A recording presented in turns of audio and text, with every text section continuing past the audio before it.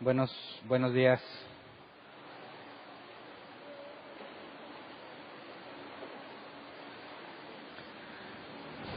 Cada vez falta menos para que se termine de juntar lo del proyecto. Creo que hoy tenemos una muy buena motivación. Este calientito que se siente nos debe motivar. Todos aquellos que nos comprometimos, nos queda una semana. La próxima semana debe de estar resuelto, más bien saldado el asunto del proyecto, para cuanto antes empezar a hacer los ajustes y que podamos experimentar cambios importantes en cuanto al clima aquí adentro, ¿verdad? Sabemos que aún no vamos a climatizar, no tenemos todavía ese nivel de económico, pero ese es un primer paso que debe traer una mejora considerable. Así que hay varias cosas que tratar hoy aparte del tema, entonces no me comprometo a que no me voy a tardar tanto. Voy a hacer lo más que pueda, mi esfuerzo humano, pero dependo de Dios, ¿verdad? Si me tardé mucho, digamos que fue Dios quien hizo la obra. No, vamos a tratar de ir concisos con este tema. Segunda de Corintios 5:20. Vamos a tomar exactamente donde nos quedamos el miércoles. El miércoles analizamos el capítulo 4. Y te recomiendo que te lleves el audio, te lo pido. Si eres miembro de Árbol Plantado, llévate el audio porque es muy importante que lo escuches. Voy a tocar brevemente como contexto. ¿Me lo van a cambiar?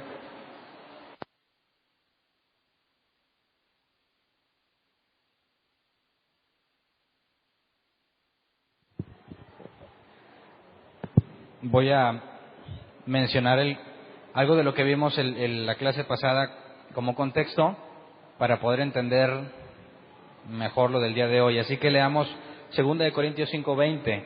Así que somos embajadores de Cristo, como si Dios los exhortara a ustedes por medio de nosotros. En nombre de Cristo les rogamos que se reconcilien con Dios. El nombre del tema es reconcíliense con Dios. Y notemos que no se lo está pidiendo a gente no creyente, ¿verdad? Reconcíliate con Dios se lo pide a la iglesia en Corinto. Normalmente yo así lo pensaba, le decíamos a los no creyentes, tienes que reconciliarte con Dios, ¿verdad? Porque yo ya me reconcilié. Pero Pablo le dice a los corintios en la segunda carta, en la primera carta dejó claro que a pesar de todas las carnalidades que había entre los corintios, a pesar de todos los defectos y problemas, eran personas que habían nacido de nuevo y que tenían que pasar por un proceso de madurez, ¿verdad? No tenían mucha experiencia como creyentes, hicieron muchas cosas mal y Pablo los amonestaba. Vimos también hace poquitas clases que Pablo dijo que lo que determinaba si el mensaje de Pablo era genuino o no eran los propios corintios, ¿verdad? Y luego les dice ahora que se reconcilien con Dios. Si realmente tienen al Espíritu Santo, ¿por qué tendrían que reconciliarse con Dios, no? Si nosotros le predicamos, o quizás muchos predican ese mensaje a los no creyentes, reconcíliate con Dios, ¿cómo es que aplica al propio creyente que tiene el Espíritu Santo? ¿Cómo te reconcilias con Dios? ¿Puede un creyente reconciliarse con Dios? Así que cuando leemos la Escritura en nuestro idioma, vemos palabras que a veces nos dificultan entender lo que la Escritura dice. Por ejemplo, si hablamos de una pareja de novios que se reconcilian, ¿qué tuvo que haber pasado primero? Se pelearon, ¿verdad? Pero antes de que se pelearan, estaban juntos.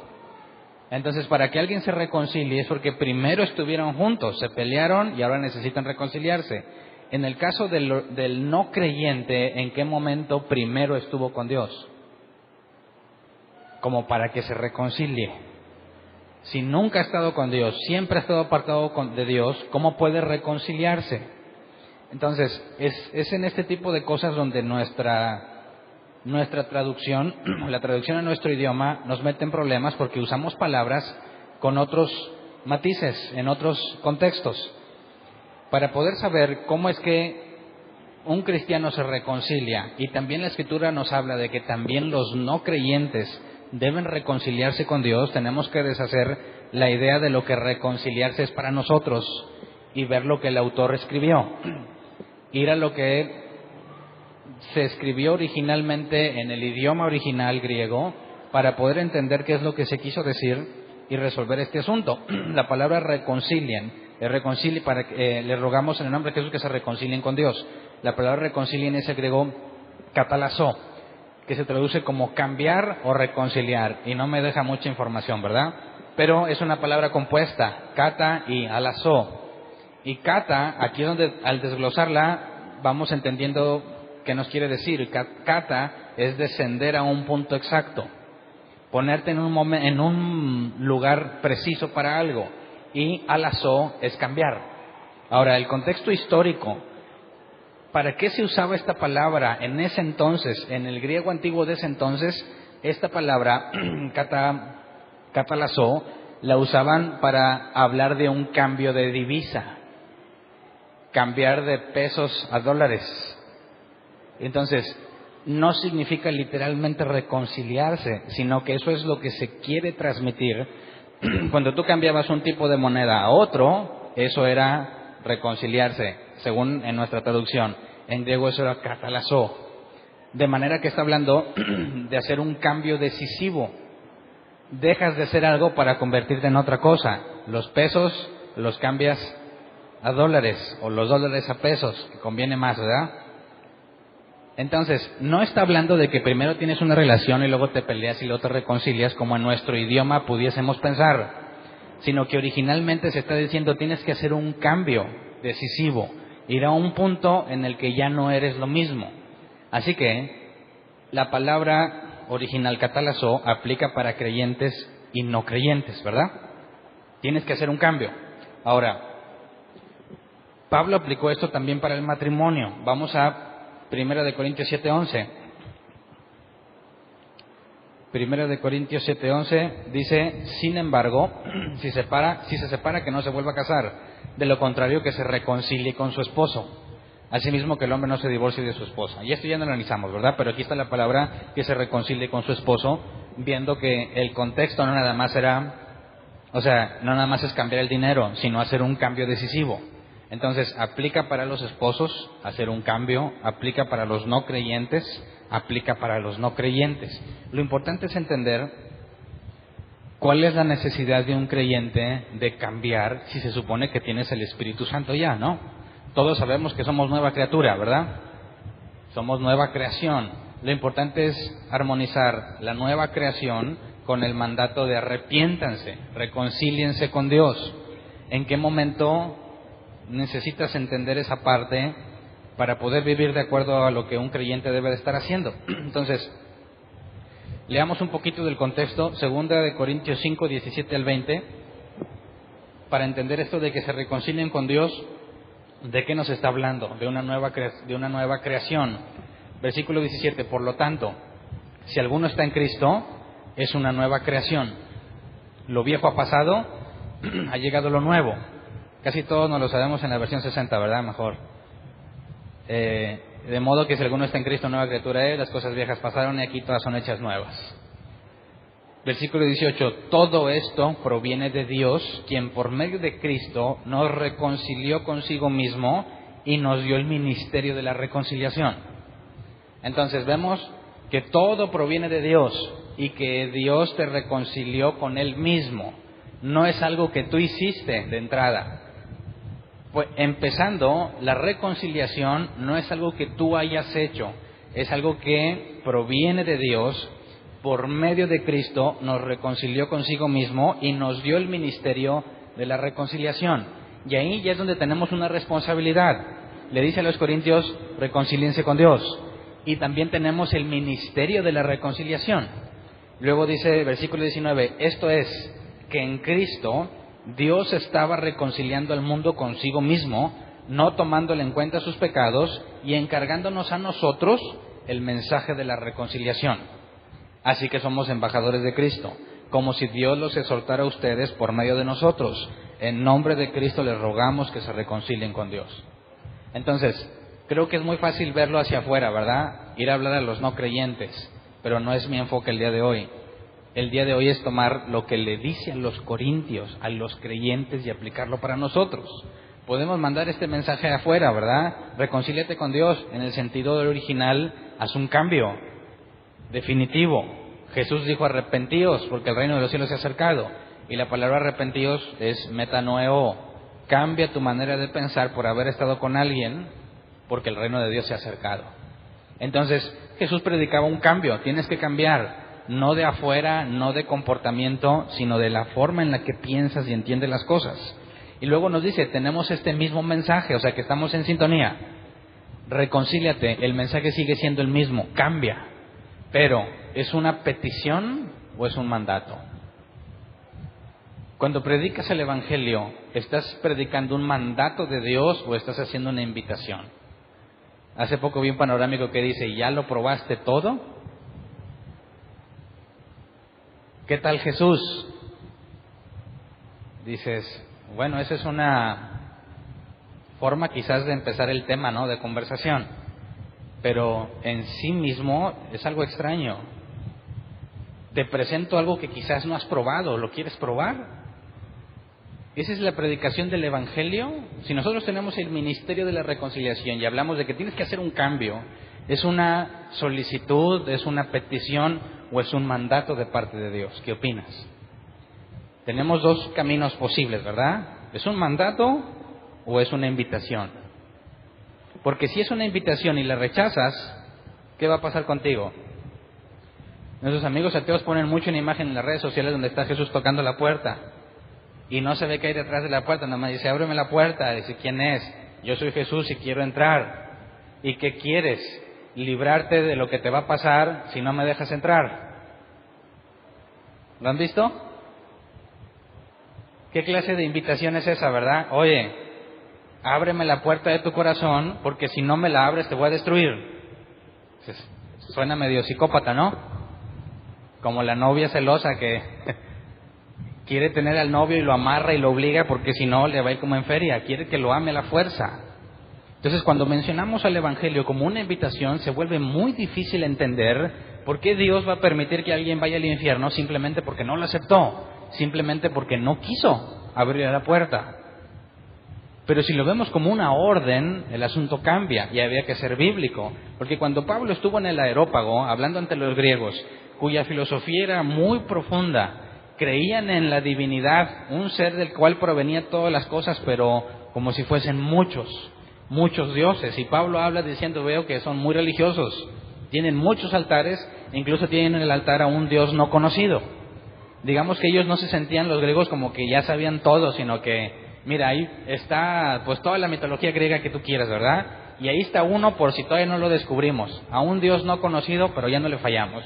Pablo usa eso como entrada a su tema, y dice, porque Dios ha mandado a todos los hombres que se arrepientan. Y les dice que es una orden, es algo que Dios mandó. Así que no te estoy invitando, te estoy diciendo, cambia, reconcíliate, en sentido imperativo. ¿Por qué? Porque tendremos que irnos un poco más atrás. ¿Quién es Jesús? Hay profecías que dicen que Dios levantaría un rey sobre todas las cosas, ¿verdad? Y Jesús usó una parábola, que un hombre iba a recibir un reino y se fue, ¿verdad? Y dejó ahí algunos encargados. Después que regresó, dijo, a ver, traigan a los siervos, ajusta cuentas con ellos, y después dice, traigan a todos que no querían que yo fuera rey, ¿verdad? Entonces, la Escritura hablaba de que el Mesías sería un rey que Dios pondría sobre todo, sobre todo. Ahora, cuando hablamos de que Jesús es el Mesías, entonces, ¿qué es Jesús? Es el Rey de todo. Y tienes dos opciones. Te doblegas ante Él, que es el Rey nombrado por Dios, o te rebelas contra Él. Así que cuando Pablo dice que Dios manda a todos los hombres que se arrepientan, cuando dice la Escritura que llegará el día en que toda rodilla se doblará y reconocerá a Jesús, está hablando que ese es el Rey puesto, y tienes dos opciones: te humillas ante el Rey y lo aceptas, o te rebelas. Y esa es la predicación del Evangelio. Arrepiéntete, porque hay un Rey que Dios ha puesto y es sobre todo. Así que, ¿qué eliges? ¿Te humillas ante Él o te rebelas contra Él? Así que, ¿qué dice? Yo no quiero saber nada de Jesús. ¿Qué está haciendo? Le está diciendo, no te reconozco como mi rey, yo voy a hacer lo que yo quiera, yo soy rey de mí mismo. Así que estás en oposición al rey que ha estipulado Dios. Y cuando llegue el día del juicio, ¿qué te van a decir? Traigan todos a los que se opusieron a que yo fuera rey. ¿Me explico? Entonces, cuando hablamos del ministerio, el ministerio de la reconciliación, estamos predicando lo que se ordena. Hay un nuevo rey, va a venir a tomar la tierra. Y más vale que estés listo porque nadie sabe cuándo viene. Pero cuando venga, tienes que reconocerlo como tu autoridad, puesta por Dios. Y es más, es Dios mismo. Y todo aquel que no lo haga, se convierte en enemigo de Dios.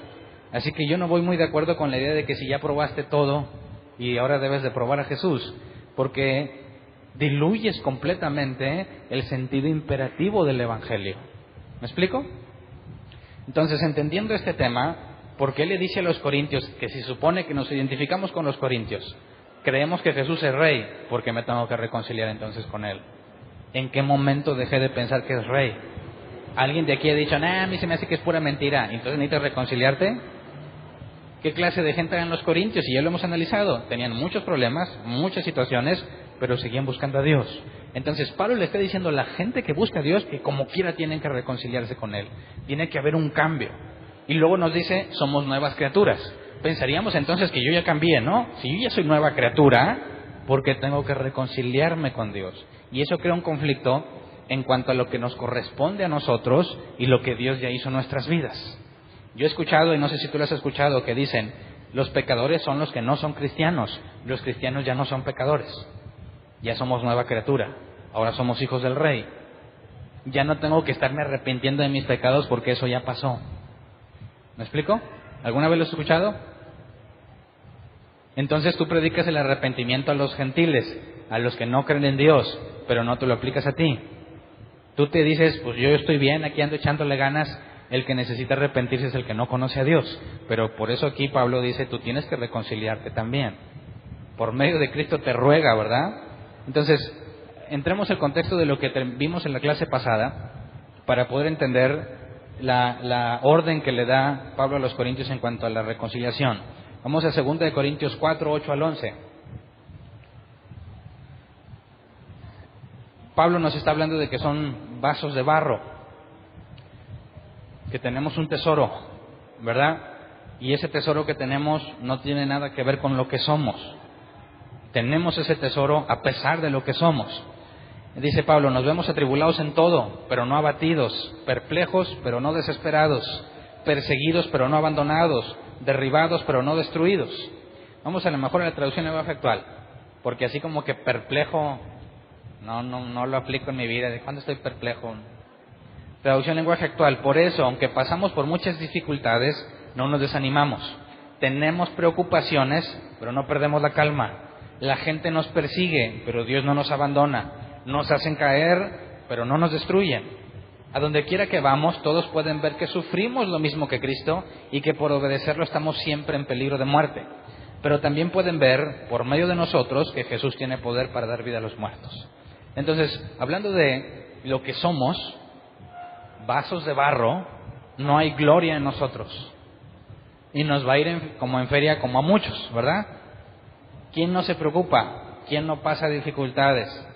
¿A quién la gente no le hace cosas feas? Y dice, a los cristianos también, pero la diferencia es que no me desanimo, no pierdo la calma, no me destruyen y Dios no me abandona. Así que hablamos sobre el triunfalismo, ¿verdad? También. Si tú piensas que siempre te va a ir bien, tienes un problema con esos pasajes. El mismo Pablo dice, mira, me va a ir muy mal, pero la diferencia es que Dios no me abandona, no pierdo la calma, no me desanimo. Somos, o se podría interpretar como masoquistas en ese aspecto. Quien va al gimnasio sabe que le va a doler, ¿verdad? Pero mientras más le duele, mejor, ¿verdad? Y va por gusto. Y paga, ¿verdad? Los cristianos, ¿qué hacemos cuando nos va mal? Si eres bíblico, digo, porque si no vas a andar reprendiendo al diablo y que declaras puras barbaridades. Si eres bíblico, dices, sí, está bien, tengo muchas dificultades, pero no me desanimo. tengo muchas preocupaciones, pero no pierdo la calma. Hay un límite entre lo que hacemos igual a los de afuera, pero no llegamos al extremo que llegan los de afuera, ¿verdad?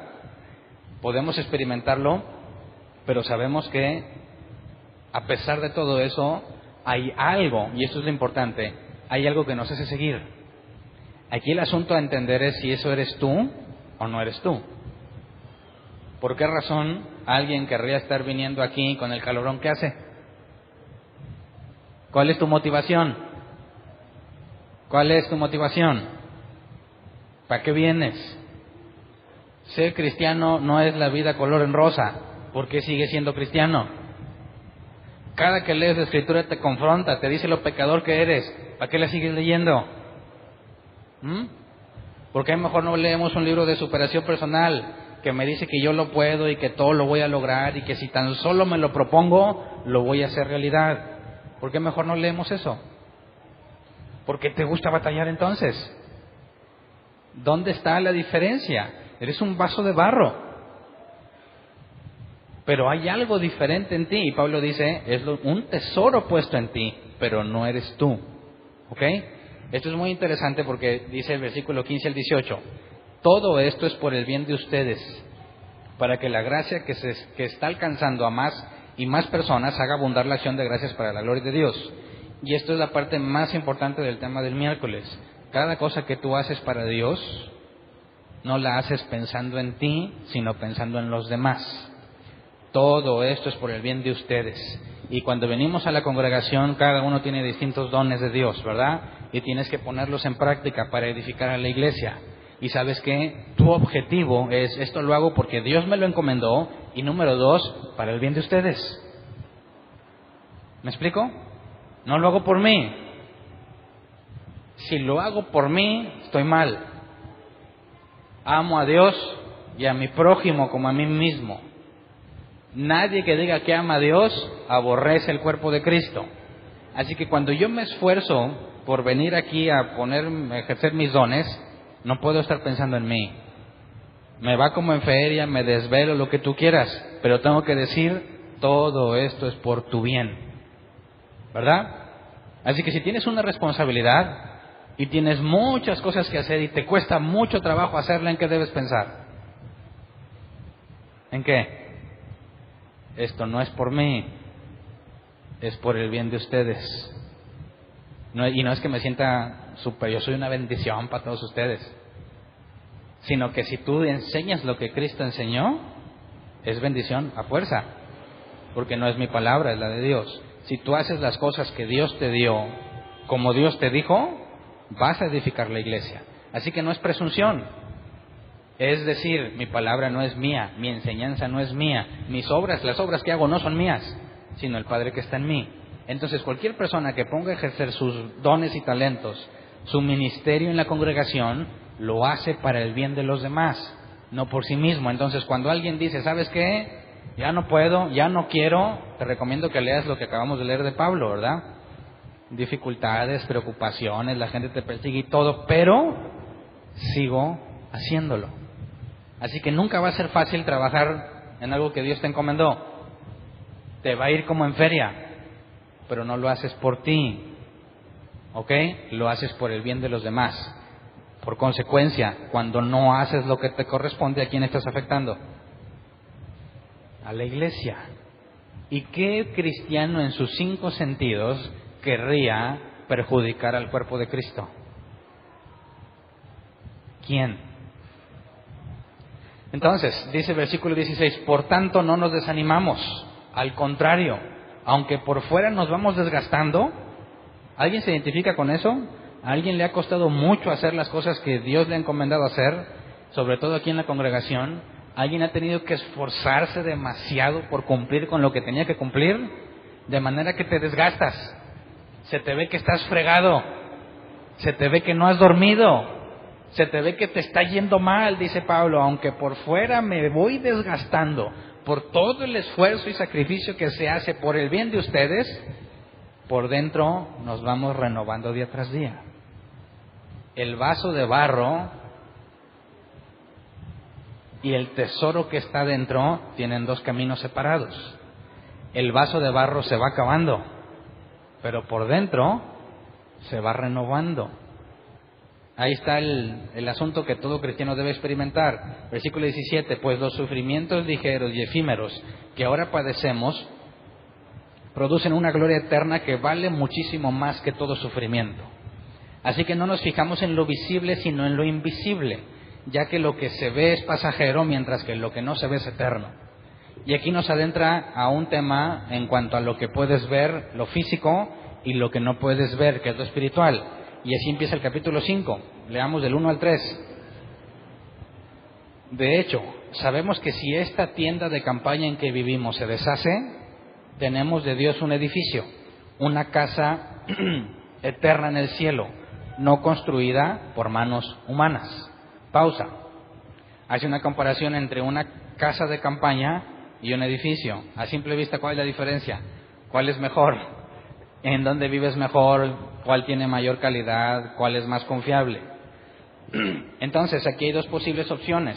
Pablo nos está hablando de que tenemos un edificio, una casa eterna en el cielo, ¿verdad? ¿Alguien recuerda el pasaje que Jesús dijo, voy pues a preparar lugar? Y algunos dicen, bueno, quizás Pablo está hablando de eso. Jesús fue a preparar lugar para nosotros, allá donde nosotros no podíamos seguirlo. Dijo a los discípulos, a donde yo voy, ustedes no me pueden seguir. Voy a preparar el lugar. Entonces dicen, bueno, aquí está, Dios me va a dar una casa allá, ¿verdad? Pero a mí me crea un problema esa identificación cuando sigues del versículo 2, dice, mientras tanto suspiramos anhelando ser revestidos de nuestra morada celestial. Entonces, eso que está, nuestra morada que está ahí en el cielo, vamos a ser revestidos de ella. Y quisiera que viéramos lo que el original es cuando nos dice revestidos. La palabra revestidos es ependuomai, que se traduce como vestirte, tener algo que te cubre. Entonces, pudiese ser esa casa eterna en el cielo, el lugar que Jesús fue a preparar, y luego me lo voy a poner. Dices, no, ya no cuadra, ¿verdad? Si va a hacerme un edificio y va a preparar el lugar donde voy a morar, ¿cómo me lo voy a poner encima como vestido? No se puede. Pero este asunto nos revela que Pablo entiende que no somos solamente carne, ¿verdad? Sino que lo que somos no está determinado por lo que ves. Si la morada celestial, tenemos otra que el contexto nos va a aclarar, es el cuerpo nuevo que vamos a recibir. Ni el cuerpo nuevo ni el viejo definen quién eres tú, porque es algo que te pones encima, ¿verdad? Así que por eso la Escritura habla sobre el alma o el espíritu, y hay dualistas o no trinitarios, porque ese es otro tema, no me acuerdo cuál es el tema de los que tres. ¿Eres alma, cuerpo y espíritu? ¿O eres cuerpo y alma? Y le pregunto, ¿y el espíritu? Es lo mismo que el alma. Hay personas que dicen que somos dos, lo espiritual y lo físico, y hay quienes aseguran tres, cuerpo, alma y espíritu. Y tenemos un problema que cuando te mueres, ¿qué va a pasar con tu alma? La Biblia dice que el espíritu va con Dios, ¿verdad? Regresa. Entonces los que piensan que nada más eres carne y espíritu, que es lo mismo que alma, dice, pues me voy con él, porque la Biblia lo dice. Pero el que piensa que son tres, el espíritu, el aliento de vida, ruaj, que dice la palabra hebrea ruaj, soplo, es lo que te mantiene vivo. Y cuando te mueres, ese aliento de vida regresa a Dios, pero tú eres un alma, que es lo que vio en Apocalipsis, ¿verdad? Las almas. Entonces, ya es un tema terciario si somos dos o tres. El asunto es que eres más de lo que se ve. Así que no eres un cerebro que convive con el mundo. Eres un ser que utiliza el cerebro para convivir con el mundo. Y es una enorme diferencia, ¿verdad?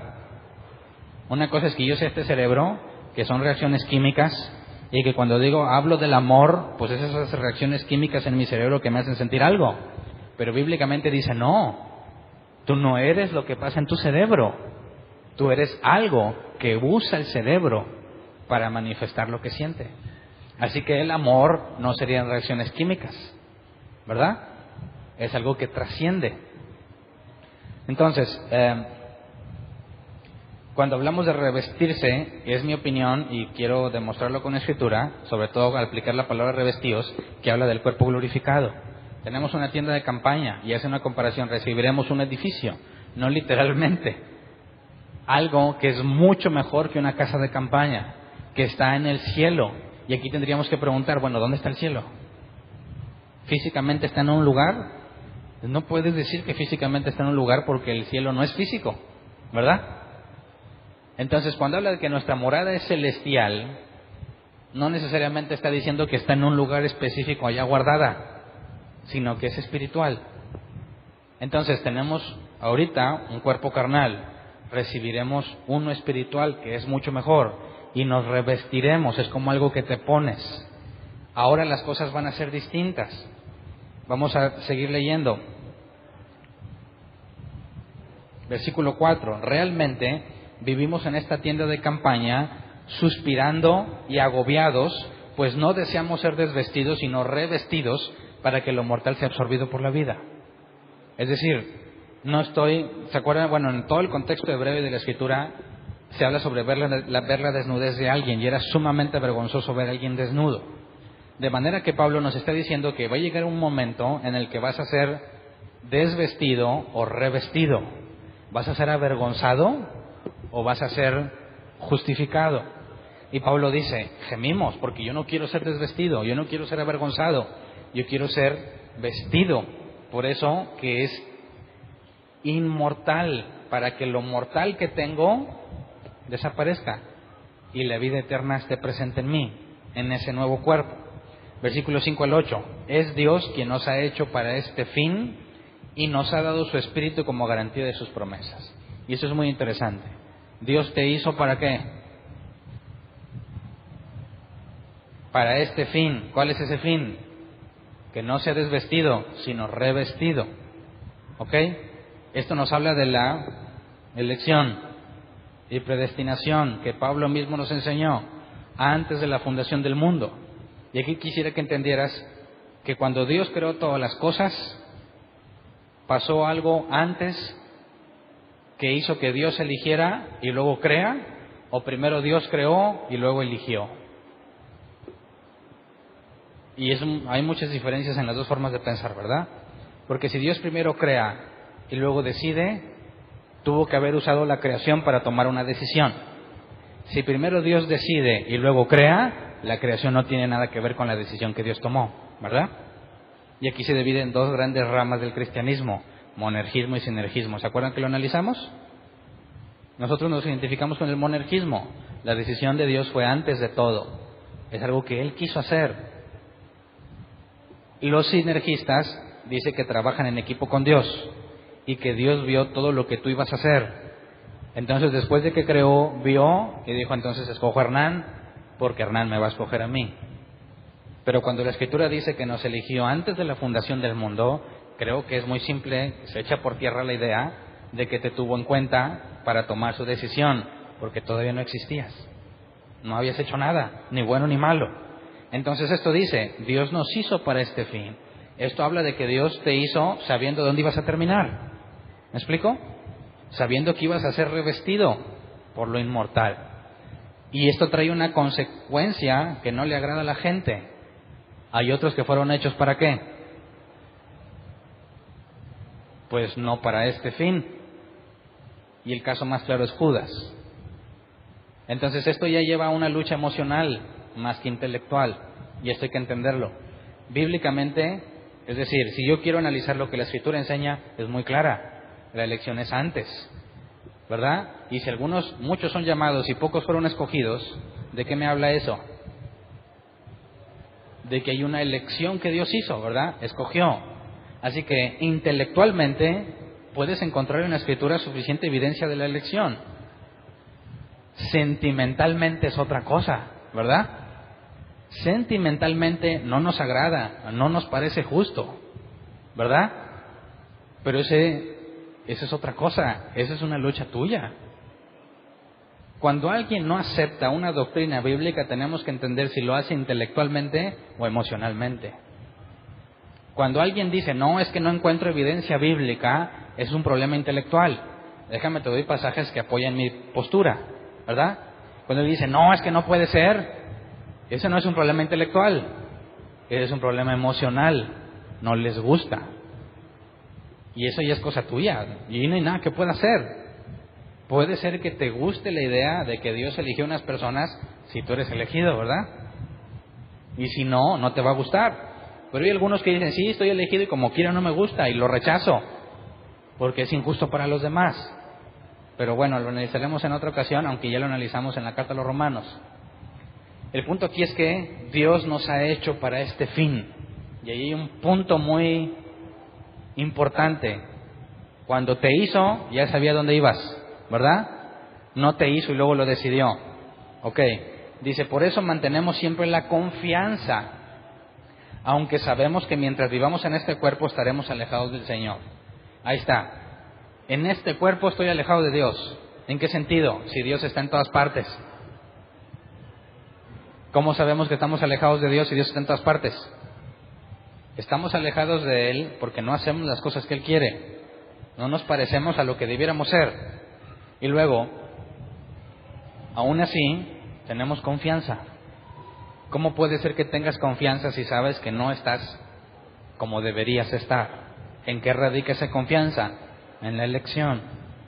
Ningún cristiano que piense que sostiene su salvación puede vivir con esta confianza, ¿verdad que no? Ningún cristiano que diga, yo me salvo porque me mantuve, guardé mi salvación con mis buenas obras, entonces nunca puedes tener confianza, porque dependes de ti. Pero aquel que dice, no depende de mí, depende de Dios, estoy haciendo las cosas mal, pero espérate, eso no me justifica hacerlas mal, porque dice, gemimos anhelando que seamos revestidos. Y esto te habla de la condición interna de alguien que realmente confía en Dios.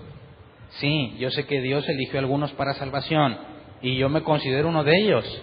Puedo confiar, y ahorita nos va a decir cuál es la confianza máxima, la garantía de lo que tenemos. Pero gimo, anhelo que esto me sea quitado. Desearía ya estar experimentando el nuevo cuerpo para hacer lo que quiero hacer. Porque dijo Pablo, lo que quiero hacer, lo bueno que quiero hacer, no lo hago. Y lo malo que no quiero hacer, termino haciéndolo. Y todos nos identificamos, ¿verdad?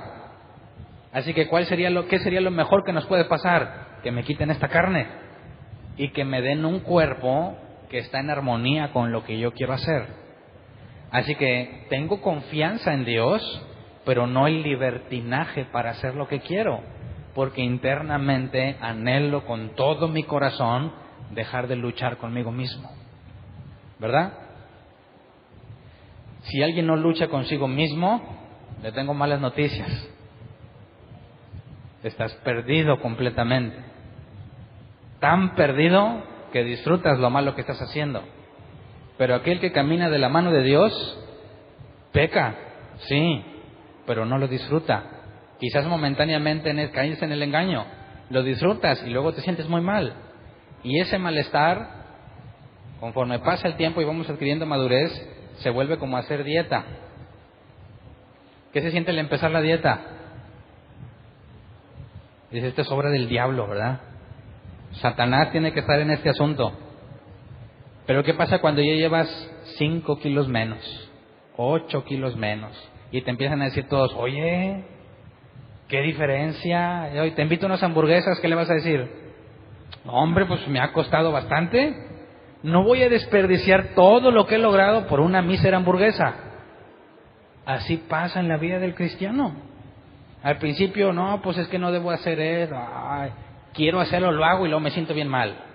Perdóname, Señor. Otra vez me lo ofrecen, lo vuelvo a agarrar, me vuelvo a sentir bien mal. Y tiene que llegar el punto en que digas, no, basta. Tanto que me ha costado estar estudiando y avanzando en las cosas de Dios como para echarlo a perder con eso. ¿Me explico? Eso es madurez. Toma tiempo, pero tiene que estar presente, ¿verdad? Por eso el versículo 7, vivimos por fe, no por vista. Fe, pistis, vivimos porque estamos persuadidos, no por lo que veo, porque lo que veo que hago a veces es muy malo. Así que si me dejo llevar por lo que estoy haciendo, no voy a tener ninguna esperanza. Jamás podría pensar que me voy a salvar por las cosas que hago. Y no entiendo cómo algunos aseguran que se van a salvar y que cuidan su salvación si todos los días hacen cosas muy desagradables, ¿verdad? Y si todos los días haces algo muy desagradable, ¿dónde está tu esperanza? ¿Qué te hace pensar que un día vas a ser diferente y te vas a sostener hasta que Cristo venga? Es imposible. Por eso la confianza no puede radicar en que me esfuerzo por salvarme. Mi confianza es que a pesar de lo que veo, estoy persuadido en que me hizo para ese fin. ¿Me explico? Así que nos mantenemos confiados y preferiríamos ausentarnos de este cuerpo y vivir junto al Señor. ¿A quién no le gustaría? Como pasaron en modo de chiste, están prohibidos los tacos de doble tortilla y pasa una señora que dice, ya llévame Señor, mejor ya llévame Señor. Hay cristianos que se la pasan hablando, ya Cristo ven, ya, la maldad es mucha, ya llévame. De esto no está hablando aquí, ¿verdad? No está hablando de que ya, que Cristo venga y que los que se salvó bien y no ni modo, ya mándalos al infierno a todos.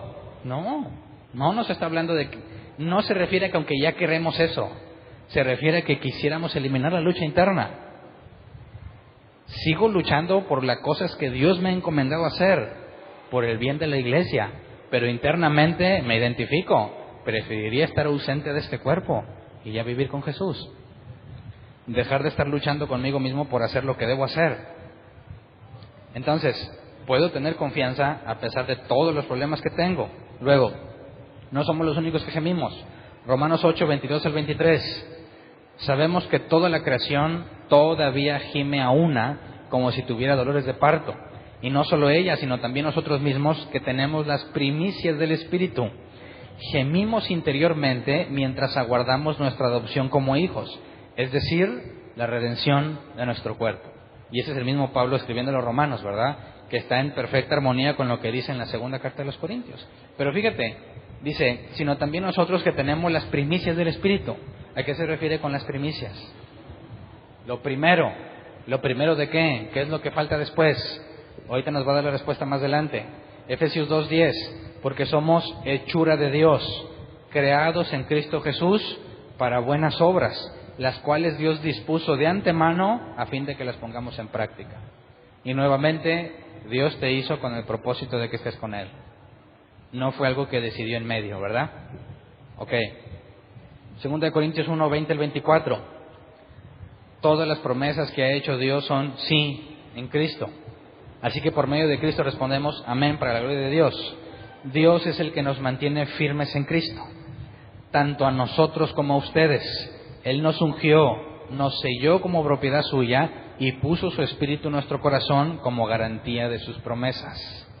Por mi vida pongo a Dios por testigo de que es solo por consideración a ustedes por lo que todavía no he ido a Corinto.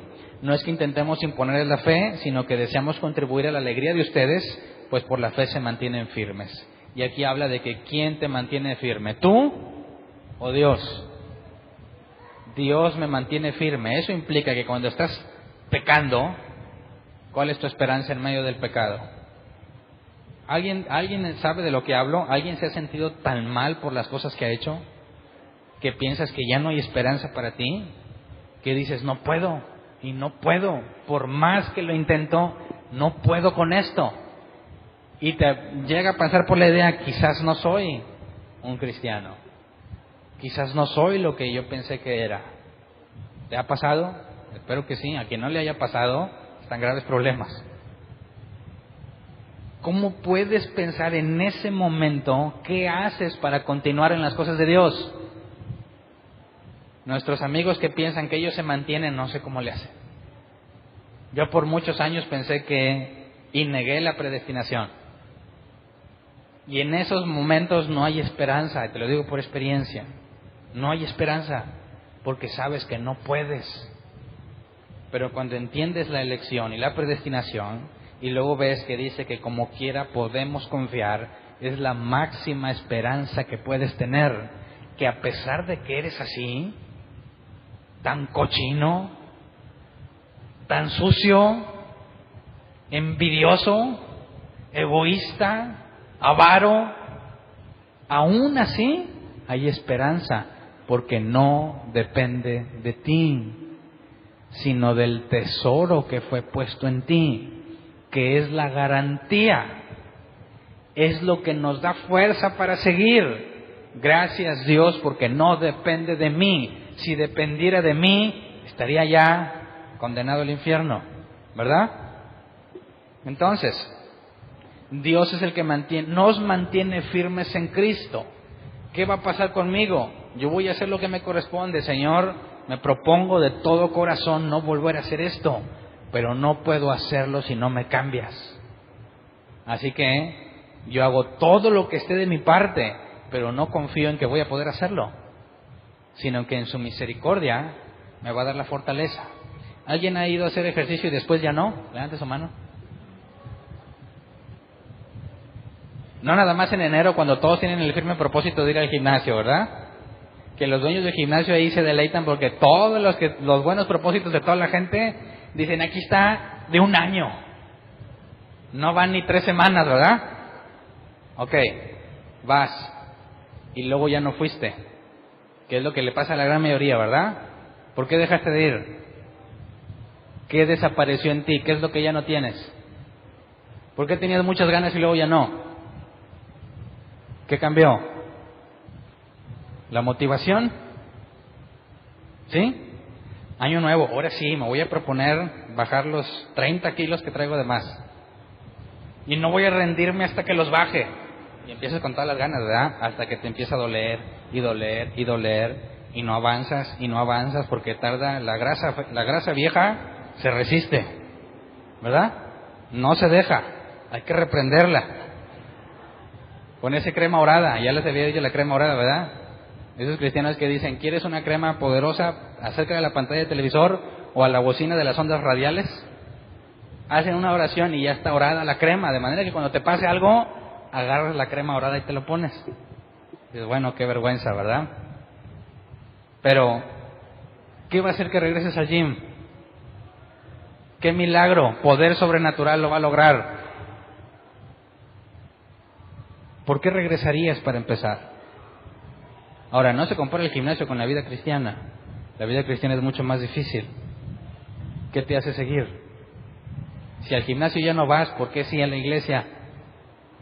Porque dices, ya no voy a ir, y luego aquí vienes. Hombre, hace bastante calor, y aquí estás. ¿Por qué? ¿Por qué? Porque hay algo más fuerte que tú. Más fuerte que tú. Que aunque digas, hombre, no, te callas y lo haces, y vienes gustoso, ¿verdad? Hay alguien más fuerte que tú, que está en ti, que por su misericordia, a veces que dices, no quiero hacer nada, te dice, ¿cuál no vas a hacer nada? Vas a hacer esto porque no vas a estar en paz. Y terminas haciéndolo a pesar de que no querías. Y entonces dices, ya no vivo yo, vive Cristo en mí, porque yo no tenía ganas de venir, pero algo es más fuerte que yo y aquí estoy. Yo no tengo ganas de estudiar, pero termino haciéndolo porque alguien más fuerte que yo vive en mí. Y de ahí viene la humildad, ¿verdad? Cualquiera que dice que se sostiene y sostiene su salvación, carece de humildad, porque él piensa que él mismo se sostiene. Y cuando alguien cae en pecado, ¿cómo lo juzgas? Hermano, levántate, échale ganas, como si fuera tan fácil, ¿verdad? ¿Qué le dices al que ya no puede más? ¿Cómo le dices que siga si arruinó todo lo que tenía? No queda de otra más que decir, Cristo es mi esperanza. No tengo el poder ni las ganas de hacerlo, pero mi esperanza radica en lo que dijo el salmista, endereza mis pasos, crea en mí un corazón limpio. ¿Me explico? Declara su incompetencia. Es Dios quien me va a enderezar, porque soy de Él. Así que nos lleva a una conclusión muy importante. 2 de Corintios 5, 9 al 10. Dice, por eso nos empeñamos en agradarle, ya sea que vivamos en nuestro cuerpo que lo hayamos dejado, ahorita o después, me voy a empeñar en agradarle. Dice, porque es necesario que todos comparezcamos ante el tribunal de Cristo, para que cada uno reciba lo que le corresponda, según lo bueno o malo que haya hecho mientras vivió en el cuerpo. Este es un juicio en el que nadie se va a salvar. Tú y yo vamos a estar ahí. Y te van a decir, a ver, ¿qué hiciste mientras andabas en el cuerpo? ¿Qué le vas a decir? ¿Qué razones vas a dar? Decir, Señor, esta es la máxima. Vine a árbol plantado antes de que pusieran el aislante. Y ahí los ángeles van a decir, oh, pásale. No hay mayor gracia concedida que esa. ¿Qué le vas a decir? ¿Qué hiciste mientras estuviste en el cuerpo? Yo lo primero que preguntaría, sabiendo mi pasado, ¿a partir de cuándo? ¿Verdad? ¿O no te preocuparía eso? Digo, vienes al conocimiento de Dios, conoces lo que Dios demanda de ti y se te va a juzgar en base a lo que hiciste. ¿Te interesaría que hubiera un punto de partida o que te analicen toda la vida? ¿Qué pides? Yo pienso que se vuelve una pregunta crucial. ¿A partir de cuándo? ¿Verdad? Pero Pablo nos responde, pero todavía no. Primero nos lleva a otro punto. Ok, todos vamos a comparecer. Llegará el día en que se va a ver quién era Hernán, ¿verdad? Sin tapujos. Se va a ver quién eres tú. Y aunque no hay información bíblica, muchos piensan que es algo público, como un juicio, ¿verdad? Y en un juicio hay asistentes y van a ver cómo está el asunto. No hay forma de fundamentarlo bíblicamente, pero imagínate que sí, se va a ver quién es quién. Mira, era tan cristiano que se veía, o mira, tan mundano que estaba, ¿no? Me imaginaba todas las cosas que hacía y nadie se daba cuenta. Eso nos lleva a entender que las apariencias no cuentan. No puedes juzgar a una persona por cómo la ves, ¿verdad? Dice, versículo 11, por tanto, como sabemos lo que es temer al Señor, tratamos de persuadir a todos, aunque para Dios es evidente lo que somos y espero que también lo sea para la conciencia de ustedes. O sea, Pablo está tratando de demostrar quién es porque no se ve. Dice, Dios ya sabe cómo soy, ¿verdad? Pero ustedes no. Tratamos de mostrar lo que somos. Versículo 12, no buscamos el recomendarnos otra vez a ustedes, sino que les damos una oportunidad de sentirse orgullosos de nosotros para que tengan con qué responder a los que se dejan llevar por las apariencias y no por lo que hay dentro del corazón. Griego, cardia, mente, hombre interior. Lo que yo soy por dentro no se ve. Lo bueno que quiero hacer, a veces no lo hago. ¿Y qué vas a pensar que soy? Lo que ves, no lo que quise hacer. Decimos, las intenciones no cuentan, y es cierto. Pero lo que yo deseo internamente tú no lo puedes ver. Y a veces somos muy malos para hablar. Le queremos decir a alguien que estamos arrepentidos y terminamos diciéndole que es su culpa, ¿verdad? ¿Cómo que es mi culpa? Pues vienes a pedirme disculpas y me haces el culpable. Y tú te quedas, oye, pues sí, ¿verdad? Yo le quería decir que estaba arrepentido y terminé diciéndole otra cosa. Terminé peleándome cuando mi intención era arreglarme. ¿Y con qué ideas se van? Pues mira, este viene a pedir disculpas y se vuelve a pelear. ¿Qué clase de persona es esa? No, es que no ves lo que realmente me movió. Que sea tonto a la hora de hablar es otra cosa. Pero quien soy por dentro no lo puedes ver. Dios lo sabe, pero tú no. Dice entonces, cuando hacemos el esfuerzo por mostrar quién somos, lo hacemos para que tengan de qué jactarse o cómo responder a los que critican. ¿Ya viste a fulano? No, hombre, la otra vez hizo esto y lo otro. Espérate, tú no sabes lo que realmente quiso hacer. ¿Me explico? Y eso es bien importante que lo entendamos los cristianos. Imagínate que decimos, oye, hay una reunión sin falta, tienes que venir, y alguien no vino. Bonito cristiano es ese. ¿Ah? ¿Qué clase de cristiano falta cuando se le dijo que no podía faltar? Y luego te enteras que tuvo un accidente. ¿Quién queda mal? ¿Quién es ese bonito cristiano que no debería andar haciendo algo? No el que tuvo el accidente. Tú, porque no entiendes que lo que pasa dentro de nosotros es distinto a lo que hacemos a veces, ¿verdad? Entonces nos tiene que llevar a reconocernos de una manera distinta. No puedo acusarte de algo hasta que tenga la certeza de que tú no te interesó, no quisiste hacerlo voluntariamente. Porque si aparte el Espíritu Santo está en mí, puede ser que haya fallado, que la haya regado, pero el Espíritu Santo en mí me va a corregir. Así que no puedo simplemente basarme en las cosas que haces. Tengo que pensar y entender qué había dentro de ti cuando lo hiciste. ¿Cuál fue tu intención? Porque siendo honestos, también me pasa. Y soy igual que tú. y tengo las mismas luchas que tú. Y sería un hipócrita si me pongo a juzgarte simplemente por lo que vi, sin considerar lo que intentaste hacer. Así que eso nos debería llevar a tenernos paciencia unos a otros, ¿no? Si alguien dice, oye, vengo a pedirte disculpas y termina peleado contigo, bueno, a ver, ¿realmente a qué venías, verdad? Hagamos tu falta de habilidad a la hora de hablar y usar las palabras correctas, dejémoslos a un lado. ¿Qué es lo que te motivó a venir?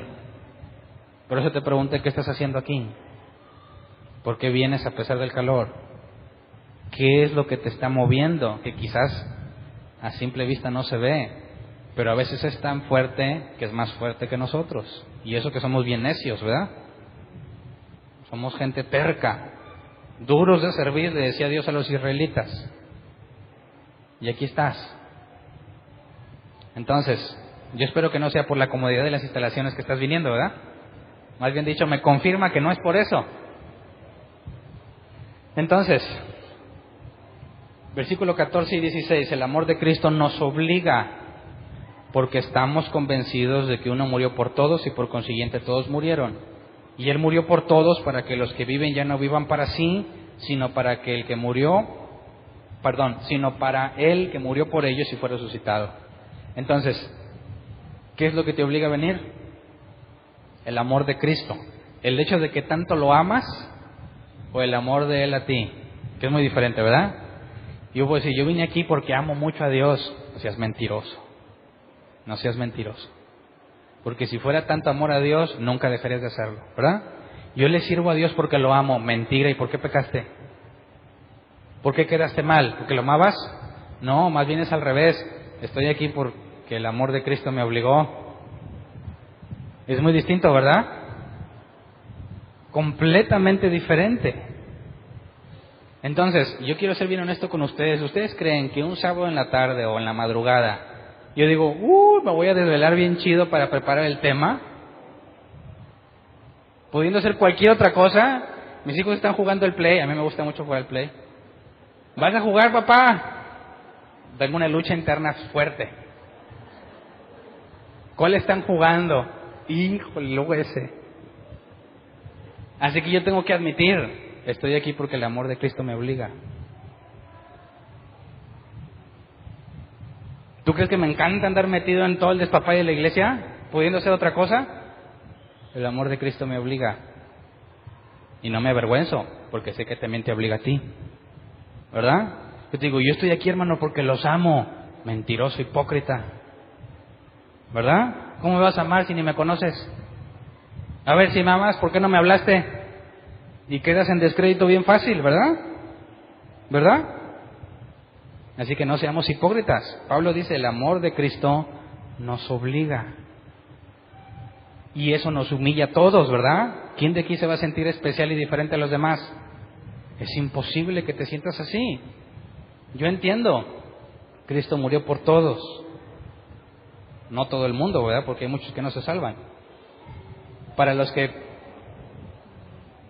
aquellos por los que Él murió, ya no vivan para sí, sino que viven para Él. Así que ahí decimos, ¿sabes qué? Hay muchas cosas que, claro, los hago de la mejor alegría, mejor motivación y lo mejor que puedan hacer de mí, pero no siempre. Porque mi carne es opuesta a mi espíritu. Entonces, oye, Hernán, ¿cómo le hago para crecer en las cosas de Dios? ¿Cómo le haces? Ora por mí para que Dios me lleve a un mayor crecimiento. ¿Qué crees que le voy a pedir? Cámbialo, transfórmalo, oblígalo. Y Dios tiene formas muy convincentes de obligarnos, ¿verdad? Y no la fuerza. Tiene ese poder de convencimiento como con Jonás, ¿verdad? Ve a Nínive, ¿sí? ¿Cómo no? Se va, ¿verdad? Le mandó la ballena, no es una ballena, le mandó el gran pez para obligarlo. No, Jonás tan necio dijo, sí, esta tormenta es porque no le hice caso a Dios, échenme al mar, pues me muero, dijo. Así, fácil, pues me muero. ¿Y qué dijeron los marinos? 1, 2, y luego Jonás dice, capítulo 2, sentía que me hundía, las profundidades me cubrían, entonces llega un gran pez y traga a Jonás. lo castigó, lo salvó. Lo salvó. Y adentro del pez dice, cumpliré mis promesas, Dios. Qué poder de persuasión, porque no lo castigó, lo salvó de sus propias decisiones, ¿verdad? El amor de Dios lo obligó, en ese sentido sí, porque ¿cómo voy a ser yo rebelde ante semejante muestra de misericordia? Entonces, ¿entiendes a qué me refiero con que el amor de Cristo te obliga? No es de que vienes hacia no, sino que después de todo lo que Él hace por ti, te salva de tus tontas decisiones, no te queda otra más que decir, heme aquí, envíame a mí. ¿Por qué? Porque lo que tú has hecho por mí, no lo puedo agradecer con nada. Y aquí estoy voluntariamente, obligado por el amor de Cristo. Versículo 16, así que ahora en adelante no consideremos a nadie según criterios meramente humanos, aunque antes conocimos a Cristo de esta manera, ya no lo conocemos así. Así que no me juzguen hasta saber qué onda conmigo, ¿verdad? Hasta saber cuál era mi intención. Terminamos la parte final, 2 Corintios 5:17. Por lo tanto, si alguno está en Cristo, es una nueva creación. Lo viejo ha pasado, ha llegado lo nuevo. Pero espérate, ¿a qué horas me reconcilio con Dios? Ya estoy entendiendo cómo me va obligando, ¿verdad? Cómo yo anhelo por dentro que este cuerpo ya no lo tenga y que me den el nuevo. Entonces, si ya soy una nueva criatura y las cosas viejas pasaron, tendríamos que entender a qué se refiere Pablo para entender la reconciliación. ¿De dónde sacó la idea Pablo de que somos cosas nuevas? Si todo lo que leemos en el Nuevo Testamento es explicarte lo del Viejo Testamento, ¿de dónde viene la idea de una nueva creación? Es una profecía. Vamos a Isaías 43, 18 al 21. Vamos a ver dos profecías de Isaías. Isaías 43, 18 al 21. Olviden las cosas de antaño, ya no lo vivan en el pasado, voy a hacer algo nuevo. Ya está sucediendo, ¿no se dan cuenta? Estoy abriendo un camino en el desierto y ríos en los lugares desolados. Me honran los animales salvajes, los chacales y los avestruces. Yo hago brotar agua en el desierto, ríos en lugares desolados, para dar a beber a mi pueblo escogido, al pueblo que formé para mí mismo, para que proclame mi alabanza. Fíjate que no dice, para darle de beber a todos los que escogieron estar conmigo. No dice eso, ¿verdad? Para darle de beber a todos los que eligieron porque era la mejor opción y lo habían intentado todo y les quedaba nada más Cristo y por eso les voy a dar de beber. No, a todos mi pueblo escogido, al que formé para mí mismo. Es una decisión unilateral de Dios, ¿verdad? Pero habla de que está haciendo algo nuevo, que te olvides del pasado. Ahora, Isaías 65, 17 al 19, más directo. Presten atención que estoy por crear un cielo nuevo y una tierra nueva.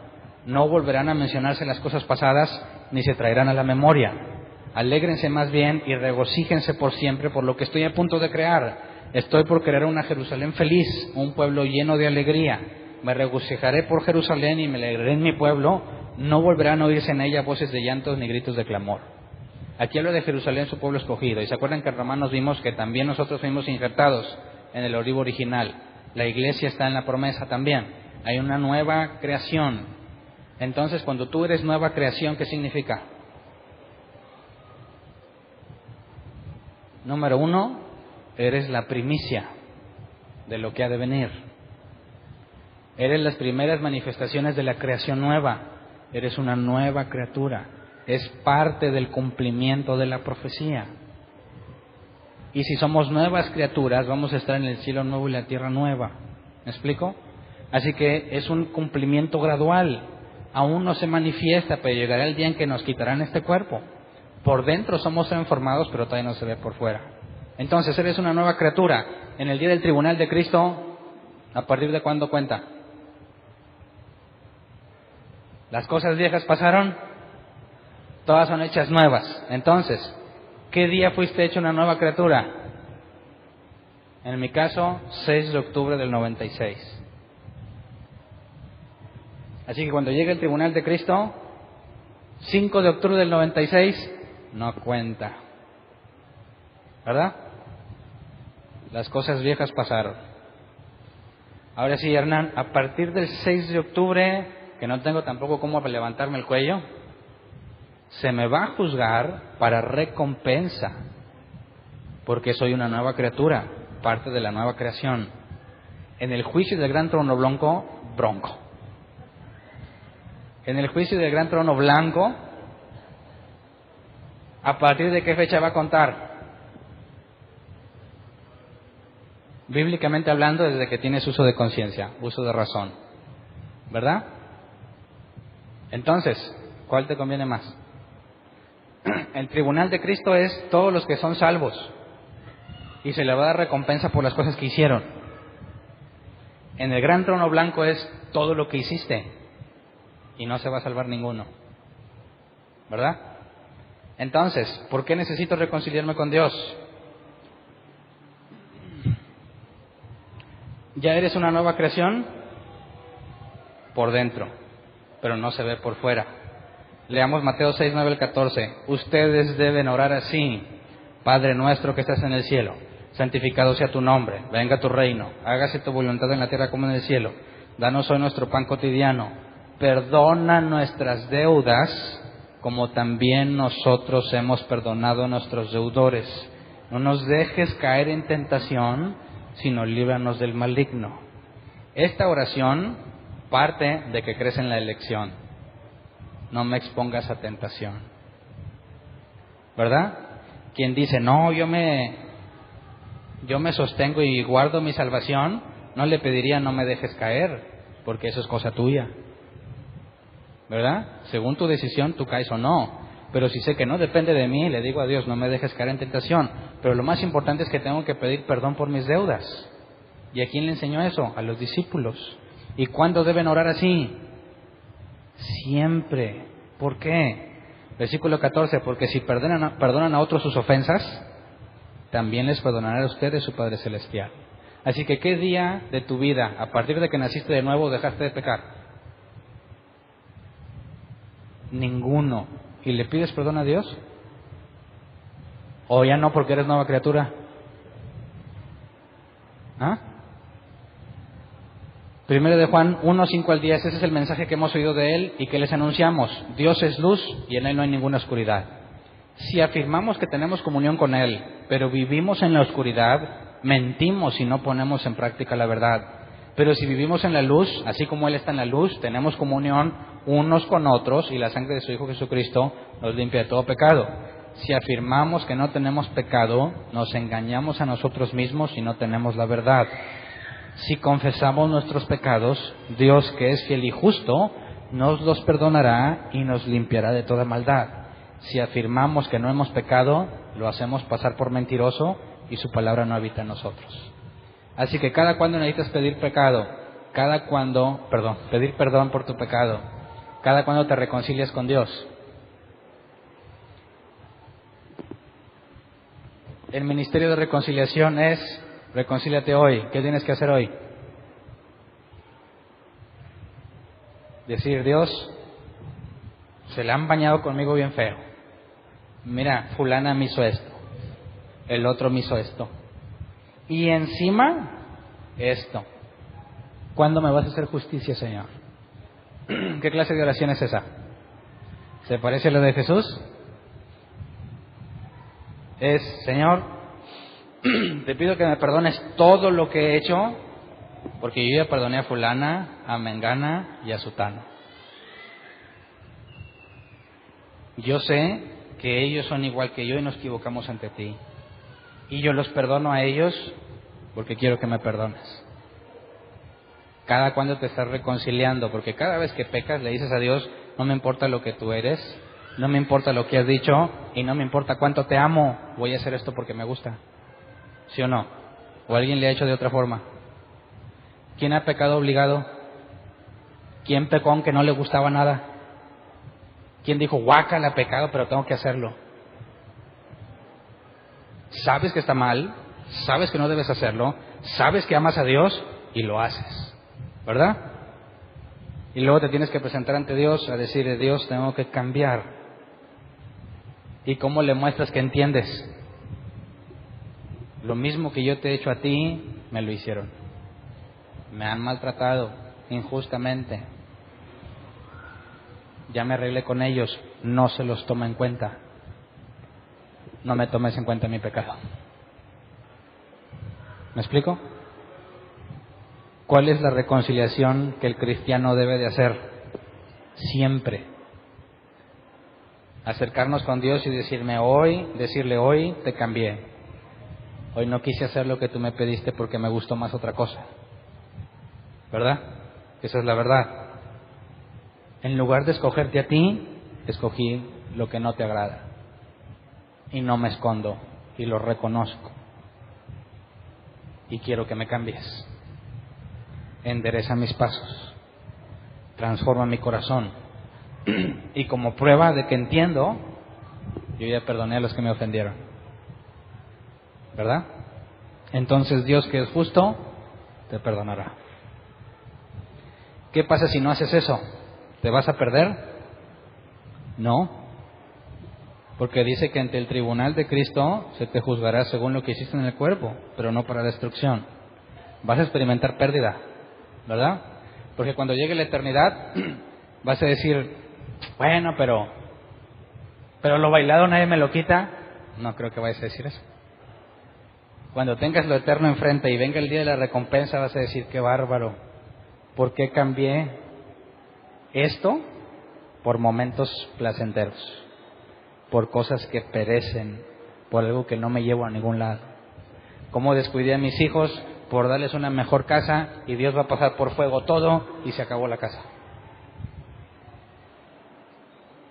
¿Por qué desperdicié todo porque quería ser gerente, CEO, como quieras llamarle, sin nada de eso cuenta ya? Y Dios te diga, ¿qué hiciste con tu esposa? ¿Qué hiciste con tus hijos? Bueno, Señor, pero fui un presidente muy importante. Trapos de inmundicia. Cambias lo eterno por lo perecedero, por egoísta. Así que hay un balance, ¿verdad? Lo hacemos por el bien de la iglesia, pero también hay recompensa. Y no es en vano. Y cada que nos doblegamos a nosotros mismos porque el amor de Cristo nos obliga, no es en vano. Hay una recompensa. Y ponemos la esperanza ya. No ven, yo quisiera que me conocieran por dentro y va a ser imposible. No me juzguen tan pronto. Y yo no los voy a juzgar tan pronto. Y les voy a tener mucha paciencia porque se la bañan conmigo. Pero si quiero que Dios me perdone, tengo que ser paciente. ¿Alguien te ha ofendido? Bueno, ¿cuántas veces has ofendido a Dios tú? Pongamos la balanza y digamos, mira, me cayó bien gordo lo que me hiciste, pero el amor de Cristo me obliga, porque sé que yo he hecho aún cosas peores. Así que quiero que quede en el pasado. Como que, así como yo espero que Dios trate mi pecado, así voy a tratar el tuyo. Renuncio a mi derecho de desquitarme, ¿verdad? Pero sé que si lo que me hicieron es injusto, hay un juez y él se encargará de poner a cada quien en su lugar, y en el peor de los casos hasta que lleguemos allá, ¿verdad? Pero cada uno será juzgado según sus obras. Entonces vamos a ponernos de pie y reconciliémonos con Dios. Yo sé que todavía no ha pasado mucho del día, pero te aseguro que ya llevas varios pecados, ¿verdad? Para empezar, el pecado de vanidad. ¿Cuánto tiempo pasaste en el espejo? Y dijiste, hermosa creación del Señor.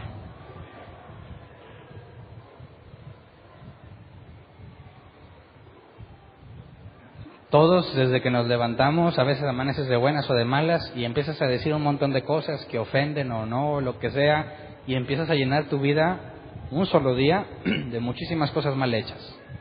Incluso el salmista decía, líbrame de los pecados que me son ocultos, porque hoy dije y hice muchas cosas, ofendí o lo que haya sido y no me di cuenta hoy, hasta mañana, o hasta después, o en un mes, o en un año. Y digo, nunca le pedí perdón a Dios por eso. Por eso el salmista, que tenía mucha experiencia, también dijo, Señor, líbrame de los pecados que me son ocultos, porque cómo me arrepiento de esos, ¿verdad? Y ahí está el principal problema. Si tú piensas que te salvas, ¿cómo le haces con todo lo que haces mal y ni sabes que está mal? Así que confiemos. Todos nos reconocemos incompetentes, ¿verdad? Todos nos reconocemos pecadores y ofensores ante Dios. Dios los hace y ellos se juntan. Aquí estamos todos, la escoria del mundo, dice la Biblia. ¿Estamos de acuerdo? Entonces entendámonos unos a otros. No juzguemos solamente las palabras, no solamente las acciones, sino qué motivó a la persona a hacer eso. Tengamos paciencia, pero con el objetivo de que cada día hagamos un cambio con Dios y digamos, hoy quiero parecerme más a ti. Que tu Espíritu Santo haga un cambio hoy, aunque sea muy mínimo, pero no quiero ser el mismo el día de hoy. Lo necesitamos, ¿no crees? Lo necesitamos urgentemente. Entonces vamos a orar. Señor, nos presentamos ante ti, que no hay forma de escondernos, reconociendo todos los errores que hemos cometido, aún conscientes de que hay otros que ni cuenta nos hemos dado. Sabemos que es muy fácil ofender con palabras, con lenguaje corporal, a veces ni siquiera hablando. Es muy fácil que ofendamos a otros. Es muy fácil negar el amor que te profesamos cuando elegimos hacer lo que nos gusta a pesar de que sabemos que es equivocado. Trátanos como a Jonás. Líbranos de nuestras propias malas decisiones.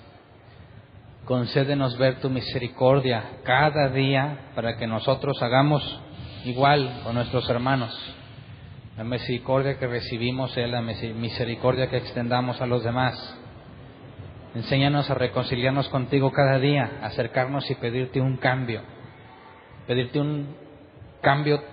de trasfondo profundo, que no nos deje ser la misma persona que fuimos ayer, que tu amor nos obligue a hacer lo correcto, de la forma que quieras hacer, Señor. Te pedimos que siempre seas más fuerte que nosotros y no nos entregues a nuestros propios malos deseos. Si alguno de nosotros está batallando seriamente, haciendo cosas que sabe que son incorrectas y ha perdido la esperanza, enséñale para qué lo creaste. Que a pesar de su inmundicia, a pesar de nuestra inmundicia, podemos confiar en ti, en que de alguna forma u otra tú vas a ser bueno, misericordioso, y transformarás nuestra forma de pensar, transformarás nuestra forma de vivir. Usa el medio que tú quieras, todo lo que tenemos es tuyo. Quita lo que no debamos de tener para que podamos experimentar en carne propia, sentirnos obligados por tu amor.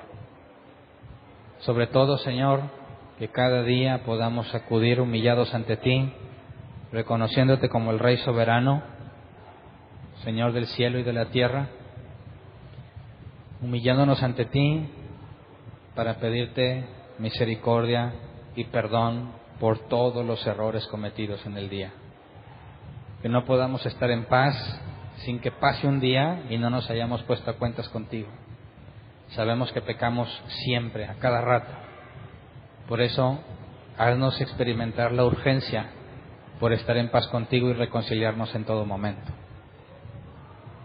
Permítenos ser pacientes unos con otros, no juzgarnos según las apariencias, sino confiar que si tú estás en nosotros, veremos un cambio profundo. A veces toma más tiempo unos que a otros, pero enséñanos a confiar y a esperar a que el Espíritu Santo se manifieste en nuestras vidas, que seamos conscientes de que somos vasijas de barro, pero que pongamos los ojos en lo que has puesto en la vasija, un tesoro invaluable que nos transforma cada día más y más a la semejanza de Cristo. Así que, Señor, queremos pedirte que nos perdones como nosotros perdonamos a los que nos ofenden. No negamos nuestro pecado, sino que lo confesamos, porque sabemos que podamos confiar en ti, en que tú eres bueno, misericordioso, y que gracias a Jesús podemos encontrar gracia y perdón de pecados. A ti sea la gloria y la honra por siempre. Amén.